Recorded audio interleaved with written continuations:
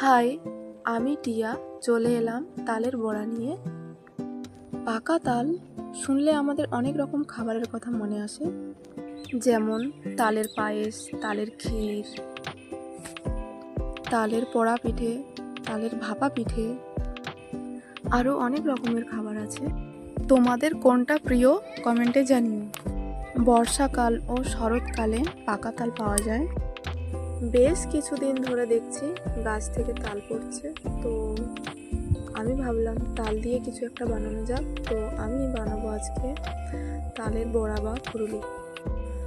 তালের বড়া বানাতে কি করেছিলাম, প্রথমে তালের কাতটাকে বের করে নেব। তালের কাত কিভাবে বের করলাম, একটা থালা নিয়ে তার উপর চুপড়িটাকে উল্টো করে বসিয়ে তালের আঁটি নিয়ে চুপড়িটার উপরে মোটামুটিভাবে ঘষলে আমাদের তালের কাত বেরিয়ে আসবে। এই ভাদ্র মাসটায় আমরা পাকা তালটা বেশি পাই। বড়া বানাতে যেগুলো নিয়েছিলাম, 1 প্যাকেট সুজি, আটা, কিছু পরিমাণ ময়দা, চিনি, আর ছিল চালের গুঁড়ি। আমি যা সংগ্রহ করতে পেরেছি তাই দিয়ে দিলাম। দিয়েছিলাম একটু কালো জিরে ও এলাচ। তালের কাতটা দিয়ে ভালো করে মেখে নিয়েছিলাম। কিছুদিন আগেই জন্মাষ্টমী কাটলো। ভগবানের অবতার রূপে দেবকীনন্দন শ্রীকৃষ্ণ যেদিন এই ধরাধামে জন্মগ্রহণ করেছিলেন, সেই দিনটাকেই আমরা জন্মাষ্টমীর দিন বলে মেনে থাকি।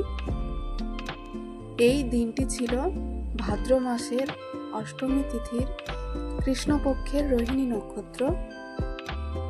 এই দিনে আমরা শ্রীকৃষ্ণের পূজা দিয়ে থাকি এবং যে বিশেষ ভোগগুলি নিবেদন করি তার মধ্যে একটি বিশেষ হলো এই তালের বড়া।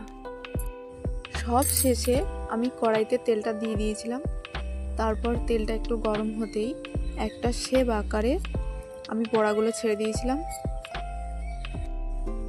তারপর একটু উল্টে পাল্টে ভেজে লাল লাল হয়ে আসলে আমি একে একে বড়াগুলো তুলে নিয়েছিলাম। তোমরাও এভাবে বাড়িতে ট্রাই করতে পারো। তালের বড়া গরম গরম খেতে তো ভালোই লাগে, বাসি হলে টেস্ট কিন্তু দ্বিগুণ।